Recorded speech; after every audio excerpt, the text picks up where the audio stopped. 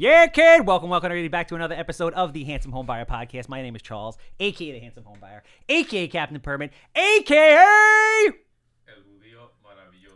I'm booting you from the last AKA from this point on because I need you to bring the fire, bro. And you've been letting me down the last couple weeks. AKA the soon-to-be 2020 LLS Man of the Year Leukemia Lymphoma Society. All right, a lot of big things going on. Awesome guests today. Crushing the multifamily market. Good hair. A lot of energy. They're going to be speaking at our event. Speaking of speaking at events, obviously, I'm running for Man of the Year with Leukemia Lymphoma Society. We are going to be doing an unbelievable event. We're looking at different venues right now. I'm not going to release the dates, not going to release the possible venues, but essentially what we're doing is we're getting together 9 of the top real estate investors on Long Island, their respective fields from fix and flip, 1 to 4 family rentals, multifamily out of state, like our 2 handsome guests are today, tax liens, tax deeds, wholesaling, design, construction, everything you need to know before you go. There's a lot of people that are out there that are overpaying.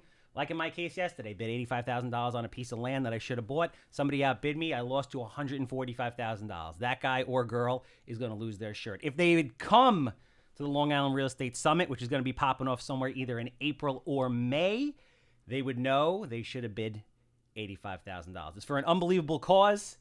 It will change your life, but more importantly, if you're open and you listen, it could possibly change your kids' lives. The reason I know that is because it has changed my life, and these 2 gentlemen will also sign off on that because I know that it has changed their life. But, Maddie, before we go into that, do you know who else changes the lives of Long Island realtors, homeowners, and investors every day, all day? Captain Permit. Captain Permit. That's right, Captain Permit. 516-513-8838. If you need plans, you need permits, you need anything real estate related, you need a handsome guy with muscle striations like you've never seen, that is not me. Mike, give us a call, 516-513-8838. Obviously, I'm the Handsome Homebuyer. If you have a house that smells like cat pee, is dated from the 1960s, has 6 inches of mold on the wall, human waste floating past the basement steps, land, trailer parks. Yep, trailer parks. Bang. Come on, bring the fire, bro. There we go. Gas stations, anything real estate related. If God invented it and it can't be moved, I'm quick, I'm easy, I'm a good time.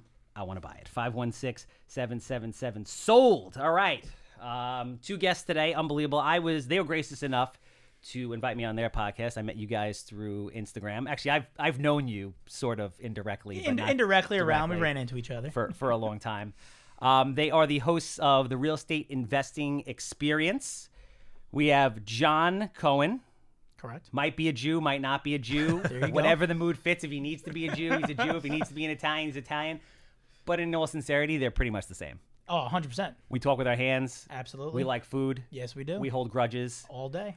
There's a lot of gossip and talk within the family and whatnot. Oh, unbelievable. Do you have blue eyes, though? I do. Fucking lucky bastard. I know, right? And the dark hair? Dark hair, blue eyes. Your wife saw you for the first time and she said lunch, right? Yes, absolutely. And I had a fractured back. I was wearing a back brace when I met my wife. Really? Yeah, and I still pulled it off. Ladies, that's how handsome John Cohen is. He picks up while in a back brace. Yes. Chris Grenz, and he's only 32 years old. Sorry, ladies, he's taken. He's got a beautiful daughter that's out. But you can appreciate the view. Chris Grenzig, on the other hand, 28 years old, I found out, has a beautiful mane and is single. I hope you're single. You said you are. If somebody's listening, yes. you're dating. It's You too are late to fucked, back my out now. friend. John is the co-founder of TORO Real Estate Partners. Chris is the director of operations. They will be speaking at the event, people. This is something you're going to want to be at. They currently manage $300 million worth of multifamily property in the Southeast and Midwest, stretched across 4,500 units. Let me say that again. 28 years old, 32 years old, light-eyed, dark-haired, great hair, $300 million, 4,500 units, multifamily in the Southeast and the Midwest. And you guys are based out of where? Jericho, Long Island. All multifamily, primarily on the lower end, which is what I love. And now you guys are going to the absolute bottom, which I also love, which is trailer parks. And it's, Yes. And it's not for the ladies. It's for the cash flow. And we're going to get into that later on. First, I want to kind of start with, I know you guys are both local Long Island guys. Correct. Where you grew up, a little bit about the background. Hit me. I grew up in Roslyn Heights. I was actually born in the city, moved out here when I was 2 or so. Grew up in Roslyn Heights. I went to Wheatley High School. Oh, yeah. Super family oriented. My family is the absolute best. Mother, father, gave me everything I wanted as a kid.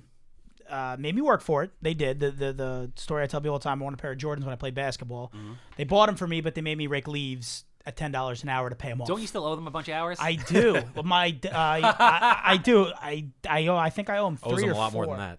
Yeah, I owe them way more than that. But they made me rake. So they taught me the value of money. So don't you kind of wish? I mean, this is my thing. Maybe it's your thing. Maybe it's your thing. You feel like you wish your parents were harder on you? Yeah. So yes, this guy's like my parents are pretty hard. Like on my me, parents chained me. I was a little bit of a pain in the. I was a piece of shit. Like when I grew up, I was tough. I was tough. I was. And when I say that, my parents would say, "No, you were a good kid." But I actually joke around now. That. No, I joke around now, and I say, you know what? What's the cost of being a good kid, right? Like I wasn't drugs, alcohol, getting in trouble, getting suspended. I didn't do that. I got suspended. I made some. I did all those things. You did all those things, but just didn't get suspended. As you slowly retract back. But no, I did things that I shouldn't have. But I was a little stubborn, and I wanted it my way. So I don't know if my parents could have been tougher, because like my brother says all the time, where we separated was the word no. I wasn't in my vocabulary. So my brother would just be like, he would agree with my parents to have them to stop yelling, but I would just take it to the next level. So I was tough. But those are all signs of a great entrepreneur. I mean, the reason why I say that is I grew up in Wantagh. My parents are unbelievable. Still going to my mother's house for Sunday dinner, my parents' house on Sundays. I work with my dad, which is amazing. I steal food, and up until like a year ago, she still did my laundry. So, but when I think back and I'm like, you know what? I really grew and expanded who I was as a person through strenuous experiences. I feel like on Long Island, our generation, like our parents did everything they could because of how they grew up to take the edge off of that. And I said to my parents, I'm like, listen, you guys are amazing, but I wish you didn't give me as much as you did. So I joke around my parents. I'm like, the problem, I think, especially where we grew up in Long Island, is that our parents were so successful that it became easy for a lot of kids here, because they were so successful, and they were able to give so much back. We grew up, my wife says it all the time, you grew up with a silver spoon, you never had any adversity, and I can't disagree with her. But there are other things that happen that maybe, change the course of life, or like even like my back like the fracture in my back, like that's some type of diversification, like diversity that you have to overcome. But I do agree with you that I think that our parents were successful. They put us in a position that, yes, I wish they were harder, or maybe I don't know if harder is the right word, but if they would have done some things a little bit different. Just made me work harder for certain things. Yeah. I mean, luckily for a number of different reasons, I ended up with the drive. I'm curious to know what you why do you feel you have the drive? Where did that come from? Your family work ethic, something that happened in life, etc. I saw my mom and dad go to work every day. They still do. My dad's 72. My mom is 58, 59. She'll be 60 next year. And they go to work every day, and they love it. And I saw them do that. Also, because I grew up the way I did, and I got, like I said, I basically got everything I wanted to a degree. I wanted to do what they did for me as they got older. I don't want my dad to go to work. I don't want I heard a Dave Lindahl speech one day where he gave his mom a piece of paper. She said, what do you want to make? Write down what you want to make and come work for me, and I'll pay you that. I heard things like that, and I saw what they gave me, and I wanted to be able to provide them how they provided me when I was younger as they get older. That's why I do what I do. Would your dad want that, though? I try and get my dad to come in and do all our legal in-house, because I try. I feel like a person like that, like you would say that and I would say that, but you're gonna probably work until you die, and so will I. Yep. For all that. Jumping over to my man here. Where'd you grow up? Smithtown. Oh yeah. Yeah. Okay. So, grew up in Smithtown. Went to Hofstra, so stayed local. I only did 1 year in Massachusetts, so that was graduated college and tried coaching Division II soccer for a year and hated being away from Long Island. So I was like, I got to move back. So did everything I could to get here. But just hopping into your conversation a little bit, I think two of the things that I saw, my parents are both hard workers as well, but I saw two very different sides. When I was like 7 or 8, my dad built a business back when like printers were still a big thing, and he would build it around like refilling the inkjet printers. Okay. So I saw him get super passionate and then exit a business and then come home. He retired, and then my mom went back to work, and then saw my dad build up passions for other things and work on like passion projects and like put in an effort and like long-term sustainability of it and like building it up. And then from my mom, I saw she just put her head to the grindstone and like worked away from a teacher up to, assistant superintendent at Sachem, which is nice. the second biggest, I think, school district. Yeah, in that Long place is a Island, monster, so, man. It encompasses like 10 towns. So I'm like, every Yeah. time I buy a house to flip out in like Holbrook, Farmingdale, Holtzville, like the list goes on and on. It's like Sachem. It just goes forever. So it was like I saw two very different sides of like, I guess, driven and like building things in business. And I think I probably didn't realize it then, but as I look back at it now, I see a lot of that, and I think probably a lot of it just through osmosis carried over. One thing I wish they would have done though is I think they would have let me fail more. Yeah, that's kind of like what I'm saying. Because I think back to one of the biggest things that I had a problem with was You're like, no, I failed. No, they let me fail. Was like the biggest one that I can relate back to is like sports, because I grew up playing all sorts of sports, but the big one was soccer. That's what I played Division I for Hofstra, coached Division II a couple years.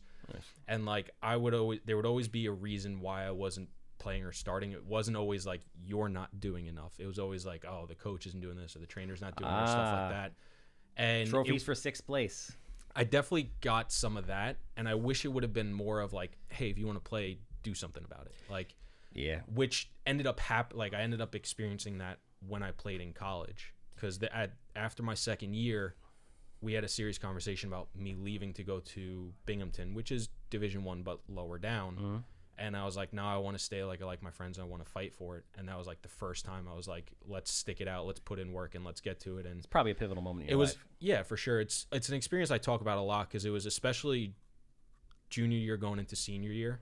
It was the first time I was living off campus, and we rented the house, so we did the year lease. So we stayed that summer, and it was like the first summer I didn't drink, trained 3 times a day, ran a ton, and it was a jump where I didn't go to a full-fledged starter because I didn't do enough work up until that point. There's only so much catching up you can do. Yeah. But put in enough I think I started like half the games and played in like 75% of the games. So made a jump from next to nothing to, huge. You get out of what you put into it.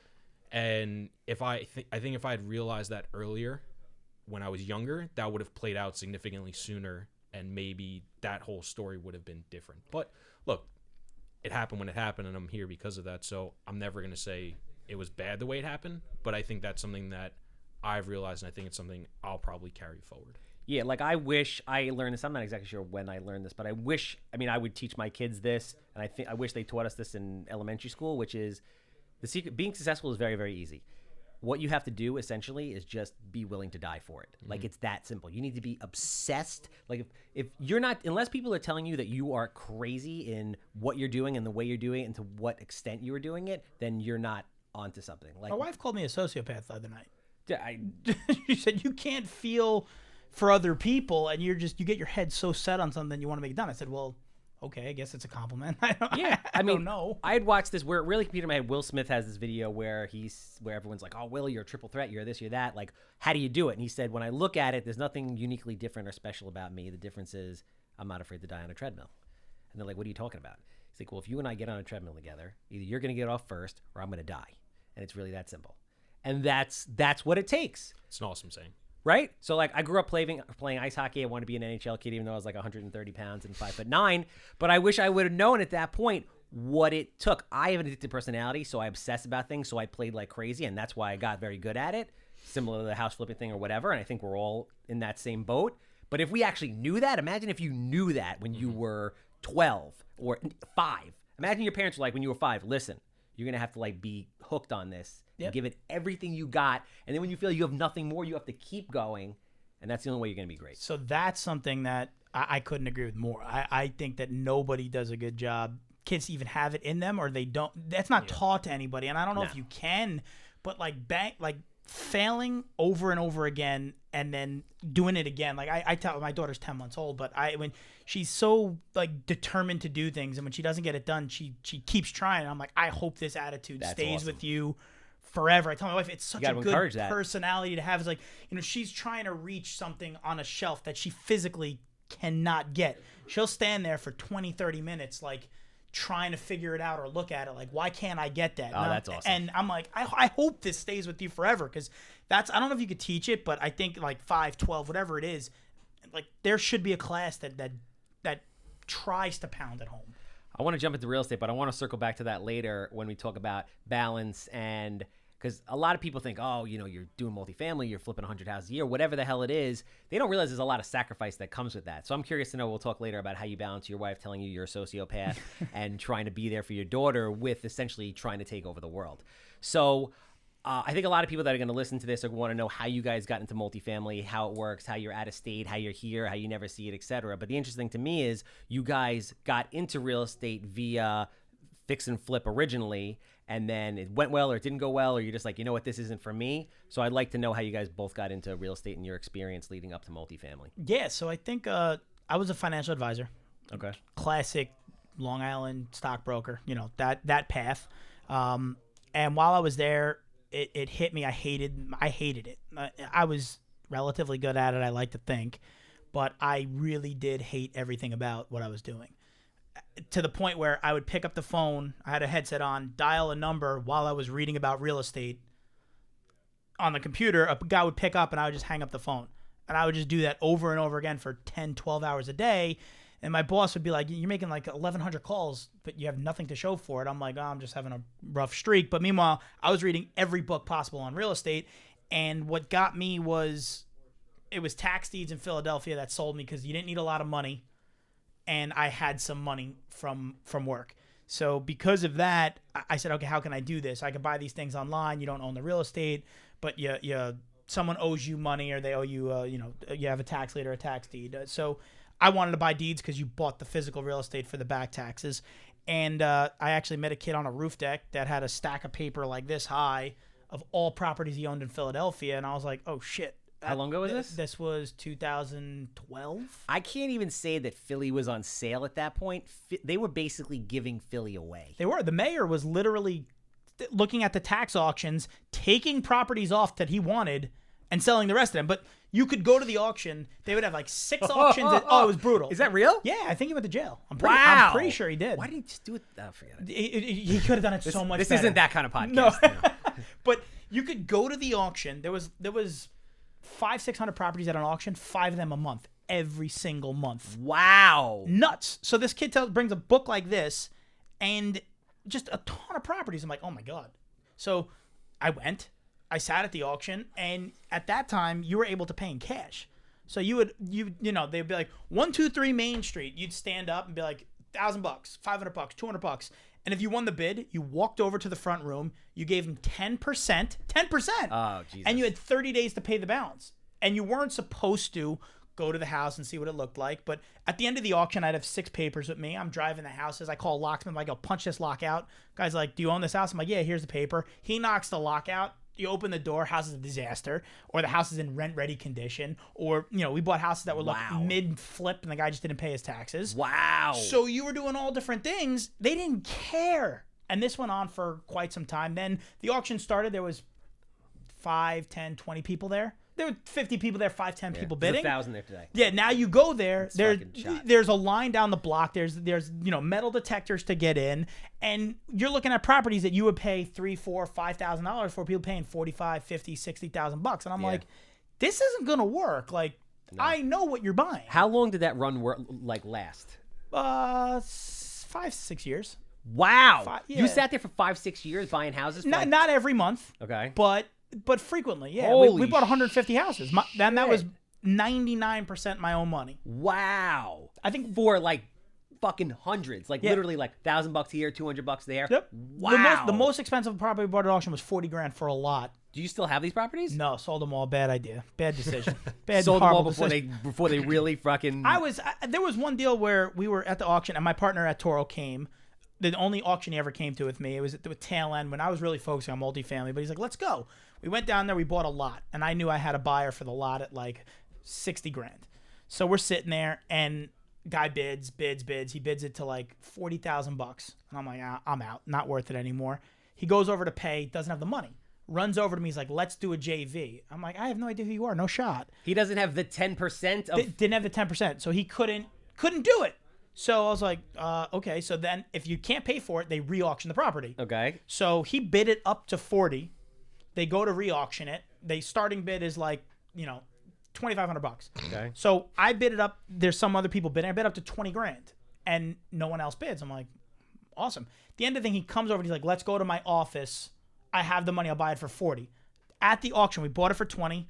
We drove to his office. He gave me the money for a contract. We flipped the lot that day because he needed it. He needed the property. It was right next to another property he owned. But the guy came to the auction without freaking $4,000 on him? At that point in the auction, it was getting tail end later. You needed exact money. So if you had like $4,600, you either put $4,600 down. Okay. Or you either put more down or you didn't. Now, he didn't even have that, but he only had like $3,100 in like certified checks. Wow. So he couldn't do it. So we ended up, we met $20,000 like that, no headaches. I was like, wow, this is amazing. Is awesome. But I do wish I would have held him because now I see I still get like Realtor.com listings in Philly. I'm like, oh my god, I could have sold that land for $200. I own that house right next door, and I bought it for $3,000. It's selling for $140, but it's still amazing. It's a good story. I learned a lot. That is awesome. And you made money. I'm sure the returns were off the charts. It's just everyone's a Monday morning quarterback. Nobody knows what's going to go on. Nobody knew they were going to put a pipeline through there or whatever the hell they did. I was knocking on doors like this because there was multiple occasions where I walked into a house, a guy was taking a piss in the corner, homeless guy. Guy opened the door with a gun. Who are you? I'm like, I just bought the house at auction. Your landlord hasn't been paying the rent. Like, crazy situations, literally vacant houses. I would knock on the door like this because I had no idea what was going to happen. Where was it, South Philly? Yeah, mostly South Philly and by Penn, in around that area, which was super rough. My cousin he went to the University of Pennsylvania, and he came with me, and I told him we were buying houses there. He's like, oh, dude, I got robbed there once. I'm like, we're buying a house for $3,000. Where are you going to do that? 2 hours from New York. Bro, you can't even build a bathroom for $3,000. No. 2 hours from New York in a major city. You go 2 hours upstate, you can find something. Probably don't want to live there. But your major city, 2 hours away, I just figured it was a good idea. What kind of education did you have leading up to that point, just out of curiosity? Real estate-wise? At that point, read a couple books. You were just like, but I guess right place, right time, market cycle with $3,000 and you're buying a house, you're like, I can't really get fucked up here. It's $3,000. So I looked at it as you're only going to lose. Tax deed auctions. Yeah, so they were in Philly, it's a deed. It's a deed. But you have 6 months to redeem it. Well, And if the house is owner occupied 3 months before the auction, then they have a year to redeem it. So it's like a quasi deed lien. Did you ever do tax liens, or you just did tax deeds? Just did tax deeds. Because it's regulated by the county, so it's either dual or whatever. Yeah, and every single county in the state, it's like a game of Monopoly. Every single county, every single area is a little bit different. But my education was I read a book by some scruffy beard guy online that I don't even know if he knew what he was doing. I don't even know if he was actually doing it. But he had a lot of free books. I read them. I was like, what am I going to lose? $300?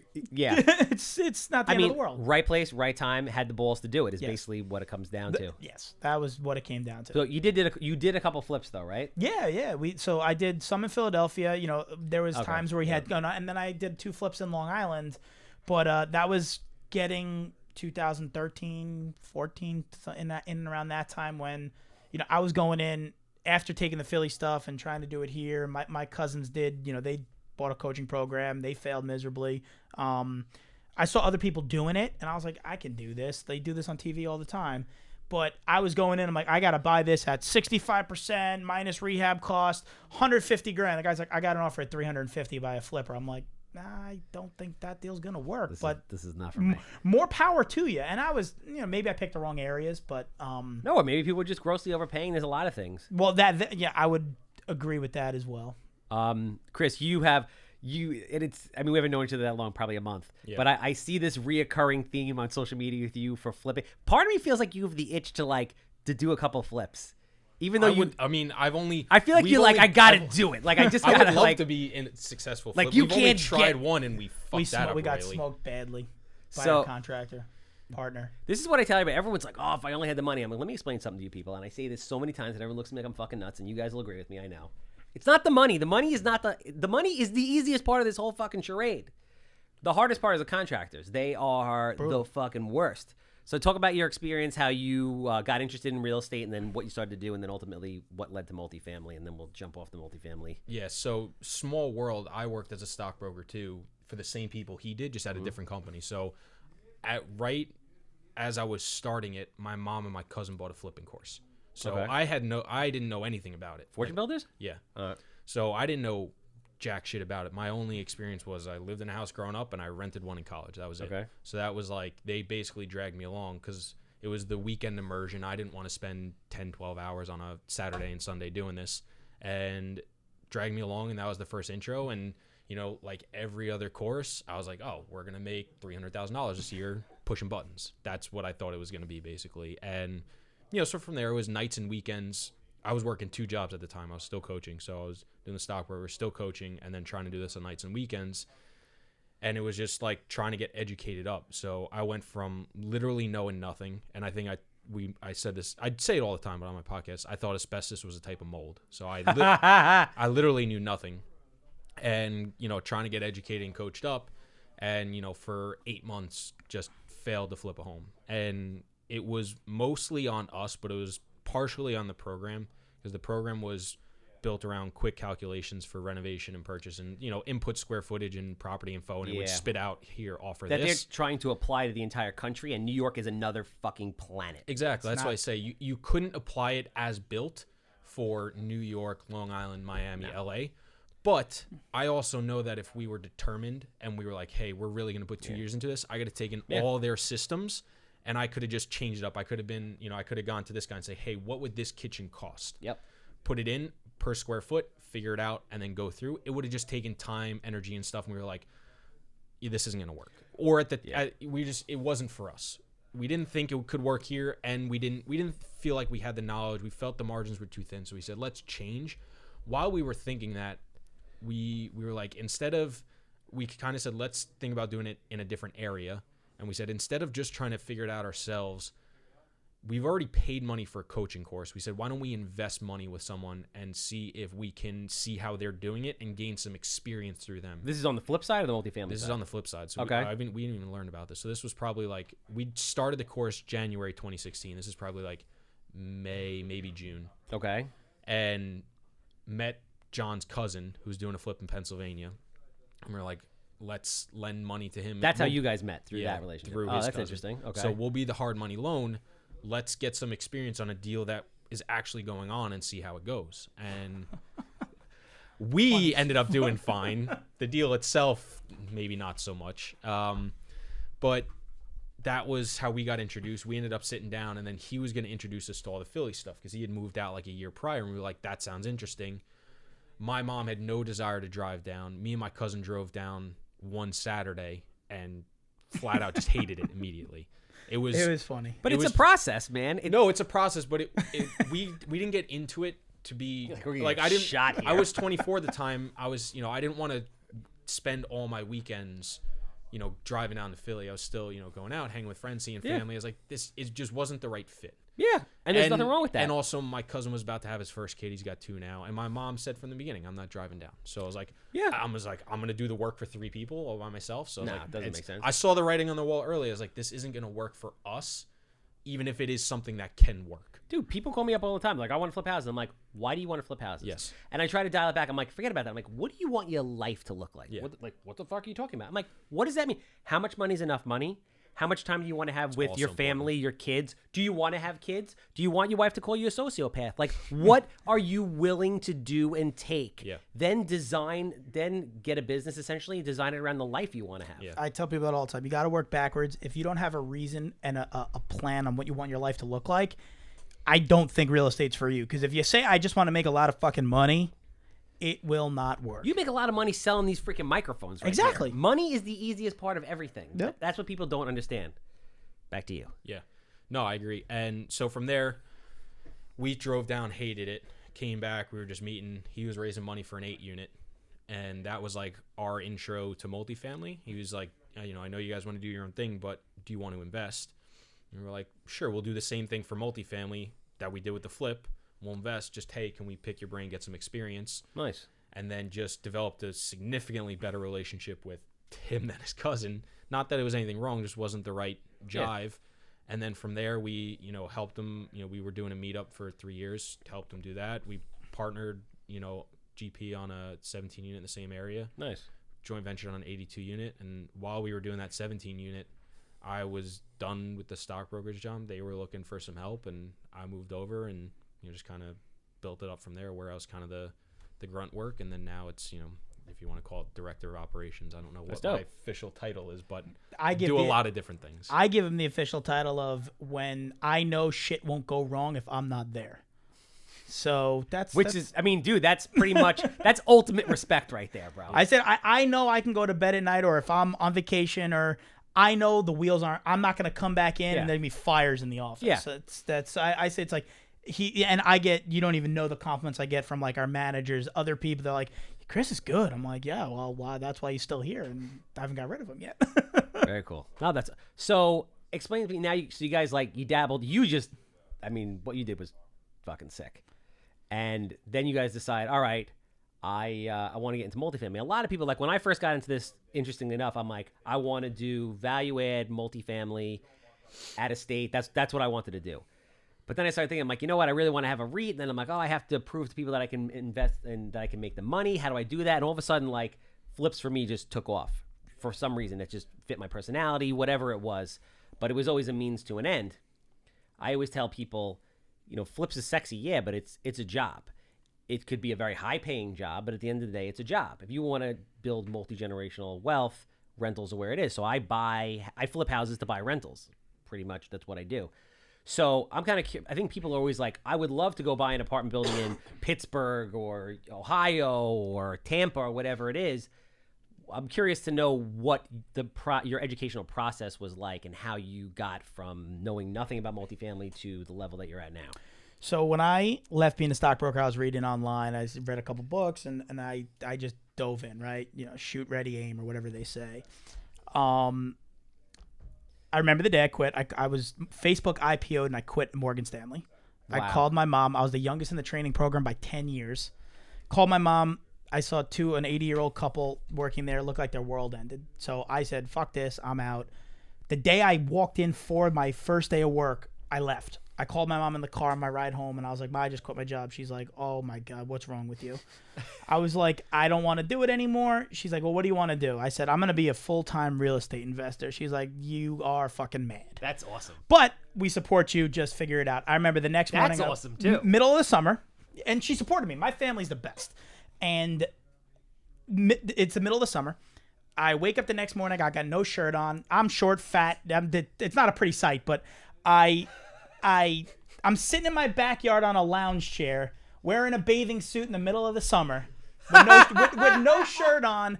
I'm a real estate investor now, right? I got my computer next to me. I got like some iced tea. Well, that's every Instagram person out there, exactly. Man. Was Instagram around then? Probably not. No, okay. It probably wasn't. And I'm sitting there, I'm like, real estate investor, right? Send a couple emails, make a couple offers. I got this Philly thing going. Like a week later, I'm like, yeah, I'm not going to make any money. This isn't going to work. So I got my real estate license. Okay. I started talking to everybody I knew in the business, trying to see where I should work. So I said, I want to do commercial real estate. So the first interview I went on, the guy's like, what product do you want to do? I was like, product. I want to sell big fucking buildings and make a lot of money. And he's like, you got to do a little bit more research. That's not going to work. So I just started doing residential real estate, rentals and sales in Manhattan. While I was there, the company I worked for, they had one guy, like the commercial division was a guy at a desk over here. Okay. I was like, I'm going to do what he does. So I was like, what do you do? He's like, leasing. I'm like, what is that? So he told me we lease space. I said, I don't a lot of money in that shit. Ton. That's how my partner was an office leasing broker for 30 years. I said, I don't really like this. I want to sell big, like $300, $400, $500 million buildings. I want to take warehouses and convert them to condos, big visions. And I ended up interviewing at a lot more companies. I got a job at Marcus Millichap, and my boss said, what do you want to do? I said, I want to do condo conversions. He said, do you have money to live for 3 years? I was like, well, I can figure it out. He said, what if I could tell you that you can make 6 figures your first year selling multifamily? So my head originally thought, 200, 300, 400 unit properties. He said like 6 to 10 unit buildings in Brooklyn and Queens. And I was like, That's not sexy. That's shit. He said, but you're going to make $100,000. I was like, not sexy makes more money though, bro. Oh, it's the best. Always. I tell people, the way I break it down is like, it's a little vulgar, but I say, you want that beautiful, playmate, gorgeous, no, like she's model. A freaking nightmare. I said, or you want the one with like syphilis and gonorrhea, right? You don't want that one. You want that one, but that one's gonna make you money, right? You had to take it there. Oh, I know. I said it was vulgar. I would have went with the 7 over the 10. Not with the. No, but that's the one you could fix. You could fix that one. It depends on. Syphilis and gonorrhea, yes, but not if it's. No, there's some you can't fix. Not if it's the herp. No, you can't fix that stuff. Worse. No, you want the stuff you can fix. the ugly stuff you can fix, right? You go bring it to a plastic surgeon. How did we get here? Exactly. Good point. But no, so I worked at Marcus & Millichap. I got an education, and I took the same approach as to the Philly stuff as I did the multifamily. Went online, heard a Dave Lindahl podcast. He said direct mail, and I did a lot of direct mail for single family flips and stuff. He said, go to ListSource, download a list, send mailers to everybody. It was 3-unit and 4-unit condos or what, stuff like that. When some guy says they'll sell, call the guy next to it that wants to buy. So I literally went on ListSource. I watched an hour webinar, went on ListSource, sent out a direct mailer. It's on my Facebook. I sent out 1,000 handwritten cards. I used baby blue, pink, and white to see which one had the best comeback. I said, wow, this is great. I got one offer, was on a 44-unit deal in Ohio. I said, fuck it, I'm going to buy it. I'm offering.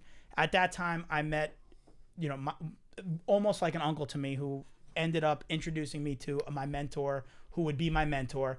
And he said, don't buy anything yet. It was my grandpa's surprise 80th birthday. He said, what are you up to? I said, I'm working for Marcus & Millichap, and I'm buying a 44-unit. At that time, I was working with his son and his nephew, and I was trying to help them build out the Philly platform for me. You guys do the Philly stuff. Let me focus on the multifamily. It didn't work, but he said, I really appreciate you working with my son. Why don't I introduce you to, at that time, it was going to be my mentor. I met him, and he said, don't buy anything yet. I'm telling you, learn a little bit more. So I learned a little bit more, sent out another direct mailer, and I ended up buying a 48-unit in Ohio. Nice. Do you still have that one now or no? No, I don't. I sold it. Another one, we did fantastic on it, and since then it sold 2 more times, about $1 million more than we sold it for. So, wow, but that's a good thing. It's a great thing. We did fantastic. We executed our business plan. It was great. Did everything I wanted it to do. Another deal that if we would have held, who knows? But I took the same approach. I basically just sent out direct mailers and went all in. I said, if I'm gonna do it, I'm gonna do it. So you marketed. You sent direct mailers out to people that owned. You were looking for what, like 50 to 100 units or whatever. Yeah, my criteria. My criteria out of the bar. I knew so. Taking a step back, when I left being a stockbroker, I had the stuff in Philly that I was starting. So I called my dad and I said, I have this amazing idea. I'm going to cold call people, raise money, and buy real estate. He said, great idea, 100% illegal. Can't do it. Like, you can't just generally solicit and raise money. I was Your dad's like, an attorney, I take it. He is. All right, cool. I was like, oh. So he blew up my dreams out of the box. I said, but real estate's such a better investment than the stock market. Like, you can almost control your purchase price, but you have a better sense of control, and you could touch it, feel it, see it. Yeah. He said, well, you can't do it. There's blue sky laws, blah, blah, blah, blah, blah. So he shattered those dreams. But then when I met my mentor, and without him, I don't think I'd be here today, and I give him all the credit in the world. But when I met him, he said, no, you can do it, but you got to raise money the right way, and relationships. And, so I knew that I could raise money. So I sat back and said, I know I could raise $500,000 to $1 million.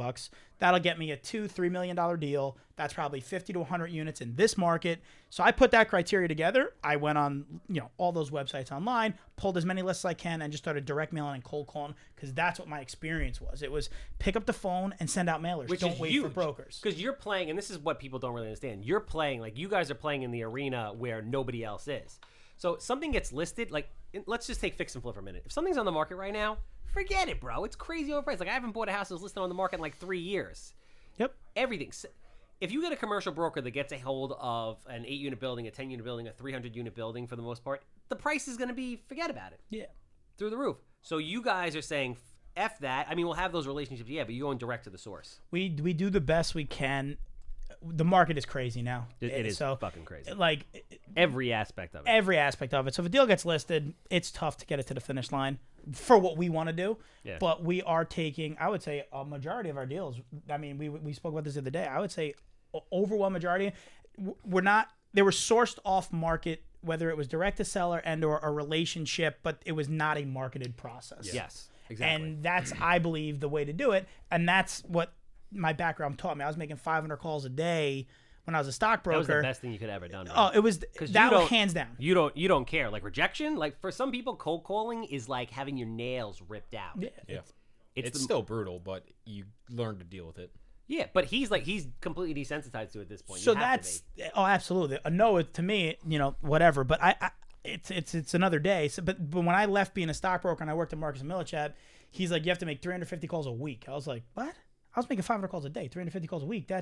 I'll do that in the first 4 hours of the day. Yeah. So when I heard that, I was like, I only got to make 350 calls a week here. I'm gonna crush everybody. And I walked into the office. I said, you're the first one in the office. I'm gonna be in before you. You're the last one in the office. I'll be out before you. I'm gonna make 4 times more calls than anybody. I could suck at my job if I put in 4 times the effort. I gotta be better than everyone else in here. Just no doubt about it. Yeah. And that happened. I remember just calling people. There were people doing things in my office they shouldn't have been, but I was just making more calls than everybody. And every week I was like, there's a reason why I suck at my job. I just do it better. I just do more. Yeah. And that's part of this business. Just do more than the next person, and you'll be successful in real estate. But you gotta bang your head against the ground a little bit.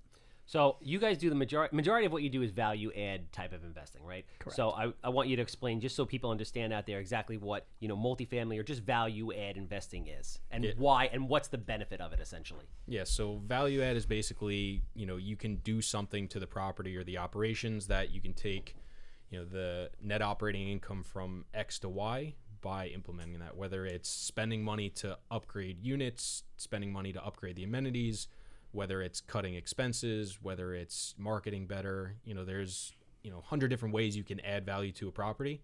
But because your valuation is done by cap rates and net operating income, it's different than when you buy a single family and you're doing it. It's based on more calculable projections. So you can kind of say, if I spend $200,000 and I can get a 20% ROI on that money, I can increase the value from $1 million to $1.5 million, and you can kind of back into what it is. So we look for deals that have, either heavy value adds, distressed properties where it's, $4 million and, it's taking it from a $200,000 NOI to, $1.5 million.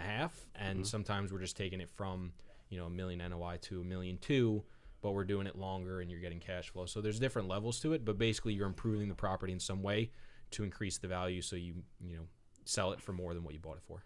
So I'm curious to know what your criteria is now, and then what ultimately led you guys to the Southeast, the Midwest, because again, it's like you're sitting in New York. I think it's even for me, it's an interesting thing to understand. I get it, but you sit in Plainview. Is it Plainview?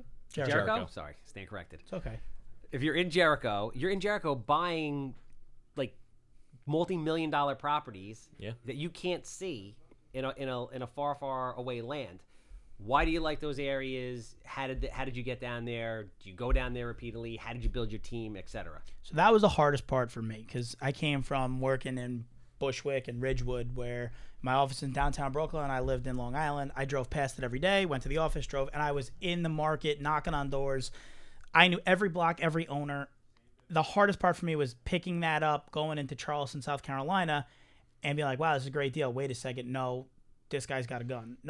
It was very difficult because it's so much more spacious, but the root of it is you follow the job growth. Bottom line, if anyone piece of advice for anyone, multifamily, real estate in general, where jobs are being created, people will go. Where jobs are, people go. Say that again for me.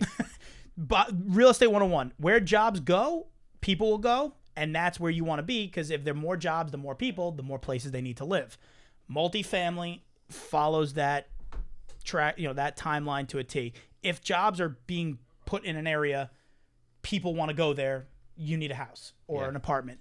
That's what we follow. So the markets that we're in, lower than average unemployment, lower than average, higher than average population growth, jobs coming in, diverse employment. It's basically statistical data. Absolutely. Yeah.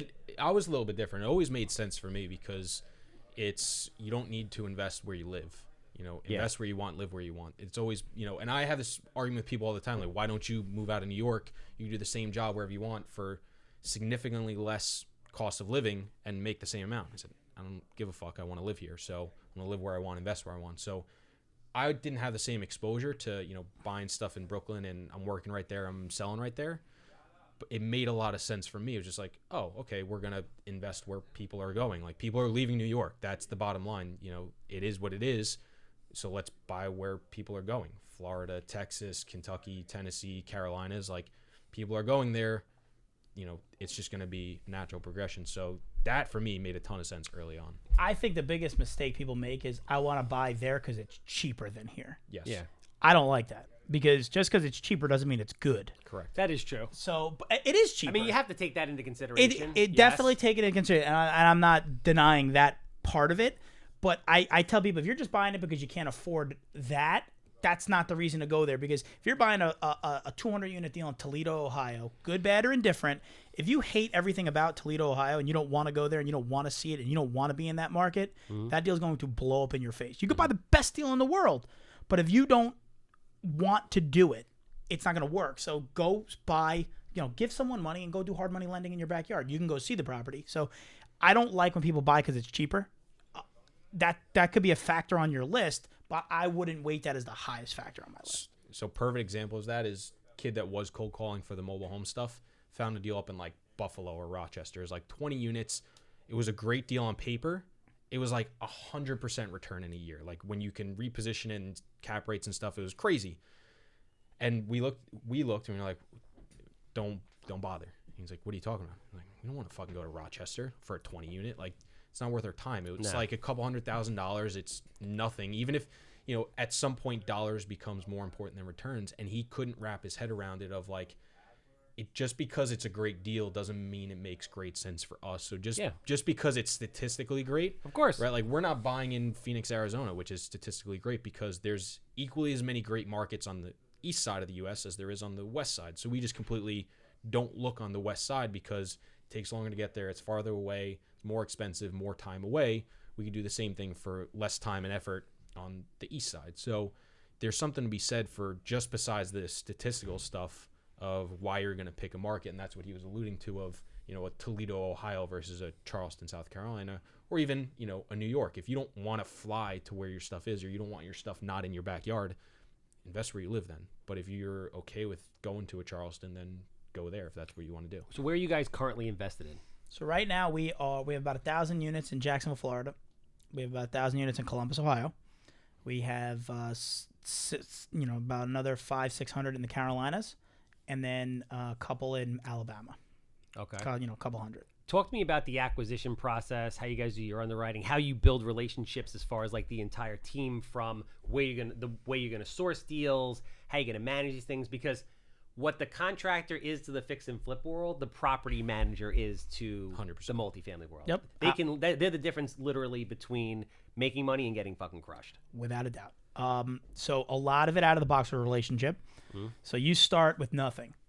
And I tell people a successful real estate investor is a guy that's got a good database because you could pick up the phone and call someone and say, who do you use in Charleston? Who do you use in Mississippi?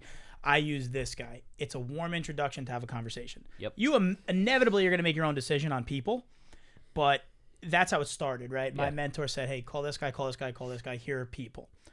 So we built off of that. You have that relationship, so you don't got to worry about getting fucked per se because they're working for scale. But then you work with one person and you're like, I don't really like the way they do it. And you pick up somebody else. And you can't be scared to fire managers because you got to be quick with it. But the relationships have helped us dramatically. The reason why we're investing heavily in Florida and Ohio is because our teams there are our best teams. Yeah. So for the last 5, 6, 7 years, we were in Mississippi. We were in North Carolina, South Carolina, Ohio, Kentucky. We were all over. And it was opportunistic partially. But the other side of it was, it was testing a lot of the waters out. And luckily it was in a market that just ripped. So we made a lot of good decisions by testing stuff out. But taking that information, say, you know what, that manager's our best one. Let's build around them. And this manager's our best one. Let's build around. And that's sort of how we made our decisions and what we want to do going forward. What kind of returns do you see in those markets? Is that double-digit cap rate markets or so cap now compressing cap rate or returns too? Cap rates. Things. Yeah, cap rates. Yeah, the cap rates are like 5. Wow. Yeah. Fuck. It's crazy. In Ohio? Yeah. Everywhere. Wow. Any major metro, with more than 400,000 or 500,000 people in it, you're not, unless you're going to like a Oklahoma City or a Little Rock, you're not seeing anything above a 7. Yeah, 7's. Wow. That's on the scale we're at. You go into the 5 to 50 unit space, different story. So I personally believe there's a huge opportunity, mom and pop sub 70 unit space. Yes. Yeah. 100%. I mean, listen, what you said before about, sexy, herpes, gonorrhea, all that shit. So I don't. I buy a lot of like single families in Massac, Shirley, Bellport, etc. There's nothing sexy about it, but the returns on these things are completely off the charts. Yep. It's what works. Yep. So the brokers are going to bring you the 5 caps and the 4 caps and the shit. Yeah.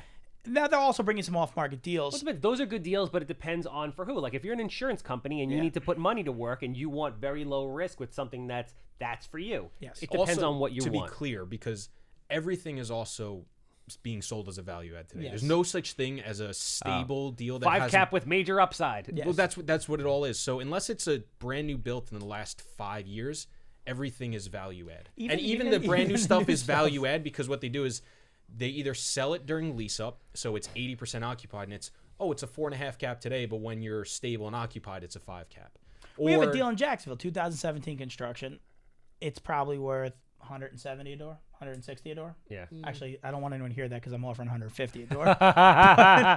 It's worth 90 a door. It's worth 90 a door. No. So they want 215 a door when Yeah. it would cost to build would probably be in the 180 range.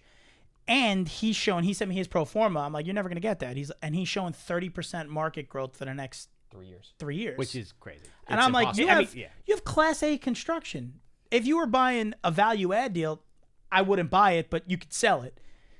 But you can't tell me your rents are the highest in the market and you're going to grow 30% over the next 3 years. It's crazy. So, but that only comes through experience. Correct. So I want you guys to talk about, because this for me, I learned not that long ago, because in the fix and flip market, this isn't something you deal with. But when I went to NYU, this is what I learned, and this changed the whole game for me. When I went to NYU, I'm like, first question on my mind is, how the hell are these guys making money buying on like a 2 cap or a 1 cap, or like losing money at the gate? And then I learned the concept of IRR. Mm-hmm. So the way you make money, where people, I've found as I've talked to a lot of newer people, because everything's value add, people are getting it twisted. So there's a value add cap rate, and then there's a stable cap rate. But because nobody sells stable deals, nobody knows what this is, especially in the last 5 years. The way you make money is if deals sell for a 6 cap, you get your operating NOI and cap rate above a 6 cap in 3, 5, 7 years. So if you take your NOI in year 5 and divide it by your all-in number, and you get an 8 cap, but you can sell it for a 6 cap, that's how you make money. Yeah, of course. But people don't realize that. It sounds simple when you say it, but most people can't grasp that. So the way that people make 2 caps is they get the 2 cap up to a 4 cap, and they sell it for a 3 cap.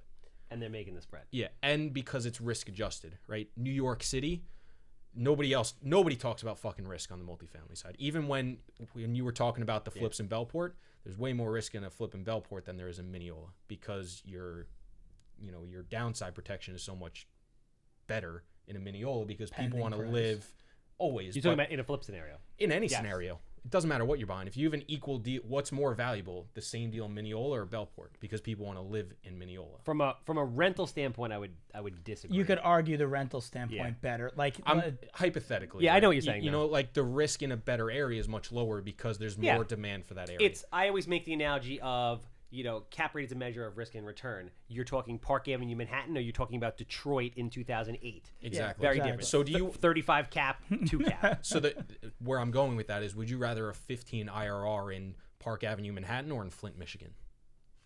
Oh, obviously. That's where I'm going with that. Is there's no metric for risk. People just see the return and they don't value the risk unless it's super obvious. When I played out like that, but if you did Park Avenue or the block over, people probably would see it as the same thing. Or, let's say you had a 15 on 2 deals on Park Avenue, both a 15, but one has no debt and one has 60% debt. That's not the same deal, but there's no metric to value that. So no, it's that's the a very same, valid point. It's the same thing.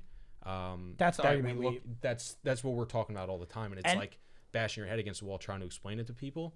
Most people don't look at things that way. So the market doesn't want to. Return. The market likes the sexy 30 IRR on paper. Mm-hmm. Yeah. They don't care if it's a 1960s built deal that's got $3 million in deferred maintenance and you got to lever it up at 90%. So explain to people exactly what encompasses IRR, or internal rate of return. So the easy way, and there's a better way to just describe it, but IRR takes into consideration the time value of money. So there's a nice, sexy calculation and formula, or you could go to Excel and hit equal IRR. But an IRR basically takes your time value into consideration with your return. So if you buy a deal today and you sell a deal today, your IRR might be 100, but you made $10. If you did the exact same deal over 5 years, your IRR might be 7, but you made $1,000 because time factored into it. So your IRR is lower, but you made more money.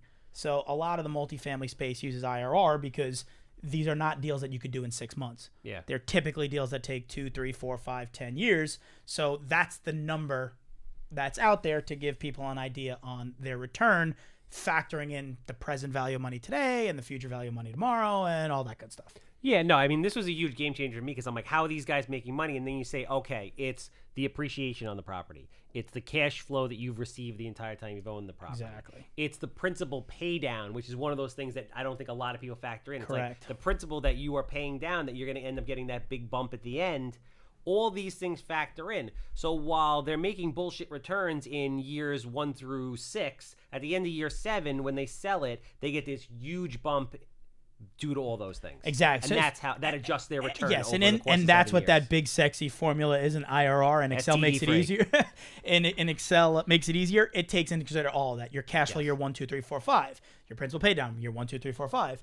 And that's how that number is calculated. It's an all-encompassed number. And that's how the multifamily world works, different than, flipping a house such as all in today, out in 6 months, this is my return. So that brings me to another thing. You brought something up now. It sparks my memory because I can't use Excel. Like, I don't know how to use Excel. Like, I just learned how to do like 3 + 3.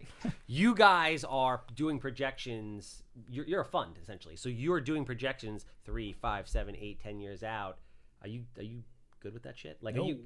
Okay. See right there, pen and paper. Yes. It's funny. My Are you? partner.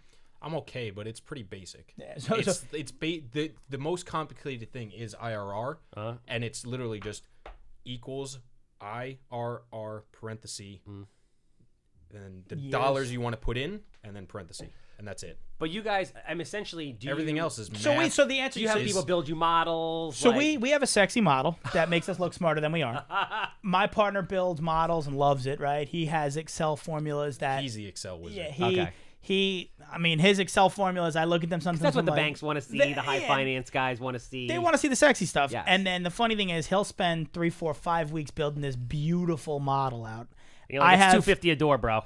So I go to my pen and paper, I'm like, what's the rent? Bang, bang, bang. All right, we're offering $50 a door. And he's like, fuck, I got 50,104. I'm like, or $104 off, shoot me. But it's now when you first start, I tell anyone, get a piece of paper and just do it, right? Just do it. Because I'm not, math is my favorite subject, but that doesn't mean I have this like wizardry in Excel. It's not my forte, but give me a pen and a paper and a rent roll, and I'll get pretty close because you just got to. That's another difference. If you're pretty close in a fix and flip, that might not work. Like pretty close is bad. Yeah, like people are like, oh, I think it's gonna sell anywhere from $400 to $450. It's like, no, that doesn't work. Yeah. You're gonna be wrong. Yes. Multifamily, I don't want to say pretty close works, but it doesn't. More forgiving. You can rob from Peter and pay Paul. If you Interesting. put your repairs and maintenance in at $500, $600 a unit, and your insurance at $350 a unit, if your insurance comes out to $300 and your repairs and maintenance go up $50 a unit, it works. You can move the expenses to fix things, and not if there's a major problem, there's a major problem. But you can't. No one can guess repairs and maintenance on a 230 unit 1970s built deal in year 4. Yeah. That's impossible. No. Yeah. You can use data, and we own 1,000 units in Jacksonville, so our data is better than someone that doesn't own in Jacksonville. But 1 year repairs and maintenance might be a little bit higher, but our G&A was lower. So it averages out. That's where you can be pretty close, and it'll probably be in the end okay. The last thing I kind of want to talk about, which I think is really on people's minds, because they don't understand how to finance these type of things. So if you guys want to talk a little bit about, the GP-LP structure, the levels of debt, how you put deals like this together as much as you would like to. Yeah. So the overall capital stack, right? If you've got a deal for $10 million, it's going to be split between. You split up in 2 ways. You got sources and then how you use the money. So the sources is your debt and equity. So it might be of the 10 million, 70% or 7 million is debt, 30% is equity. And then on the uses side, it's okay. 6 million of that is going to purchase $2 million or $8 million of that is going to purchase the property. $1 million of that is going to CapEx.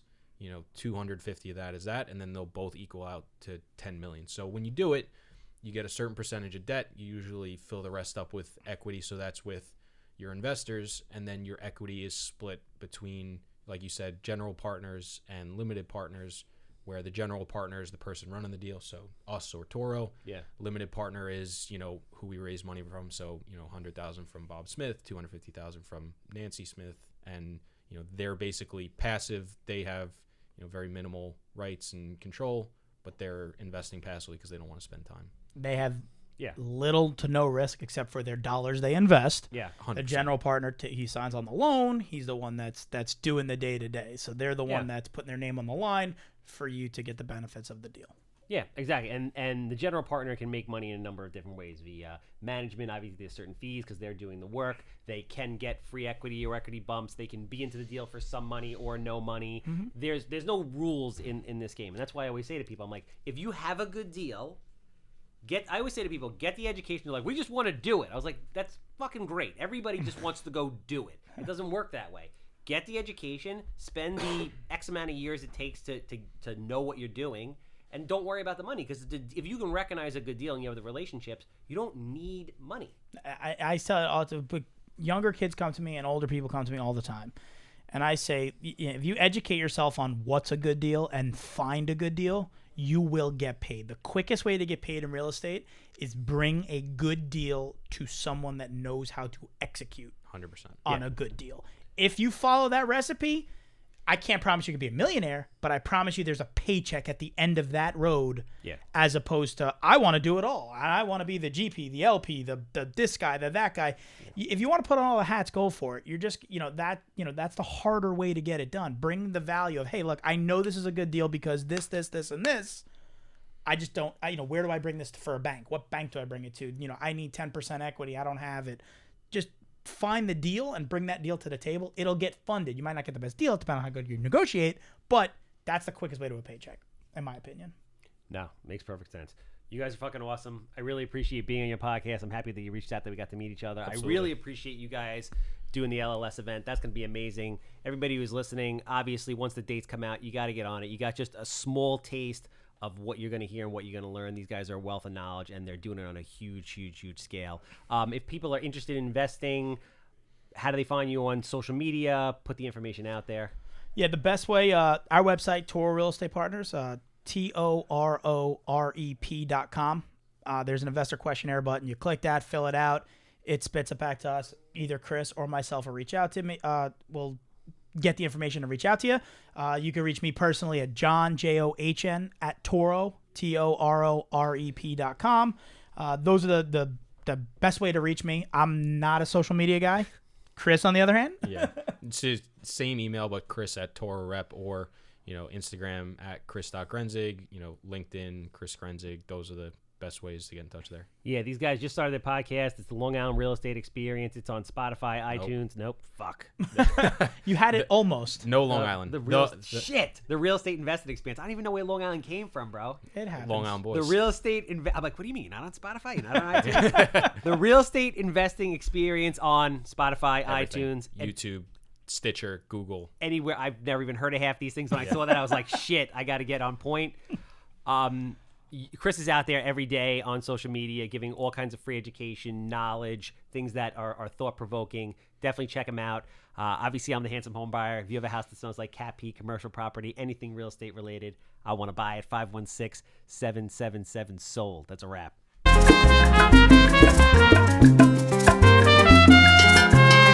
Orgulloso estoy de mi herencia judía. Benjamín Lev Ben Shlomo, cuando me llaman a la torre, así me llamo yo.